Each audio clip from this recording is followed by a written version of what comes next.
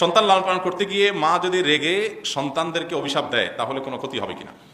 মা বাবা রাগের চোটে অনেক সময় সন্তানদেরকে বদদোয়া দিয়ে ফেলেন, পরক্ষণেই আবার তার যখন সম্বিত ফিরে আসে তিনি আফসোস করেন, আক্ষেপ করেন, তার কাছে খারাপ লাগে যে আমি বদদোয়া দিয়ে ফেললাম রাগের চোটে সন্তানটাকে। তো এরকম যদি হয় ইনশাআল্লাহ সন্তানের ক্ষতি হবে না। আল্লাহ সুবহানাহু ওয়া তাআলা কোরআনে কারীমে বলেছেন, ওয়ালাউ ইউআজ্জিলুল্লাহু আশ-শাররা ইসতা'জালাহুম বিল খাইরি লাকুদিয়া ইলাইহিম আজালুহুম।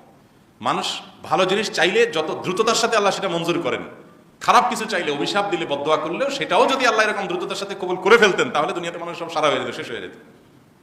অথচ সেটা হচ্ছে না। তাহলে বোঝা গেল যে বদদোয়া করে ফেলছেন, পরক্ষণে আবার সম্বিত ফিরে আসা পরে বলছেন ও আস্তাগফিরুল্লাহ, আমি কি বললাম, এটা বলা উচিত হয় নাই, বাচ্চাটার ক্ষতি হয়ে যাবে। মা বাপ যখন অনুতপ্ত হবেন তখন আল্লাহ রাব্বুল আলামিন সেটা দিবেন না বা ফলাবেন না, ওই বদদোয়া লাগবে না ইনশাআল্লাহ। আর যদি বাবা মা সিরিয়াসলি কষ্ট পেয়ে থাকেন, তাদের সেই কষ্টটা বলবৎ থাকে, মন থেকে বদদোয়া অটোমেটিক চলে আসে, তাহলে সেটা সন্তানের জন্য অবশ্যই অ্যালার্মিং এবং অনেক বড় ধরনের ক্ষতির কারণ হতে পারে।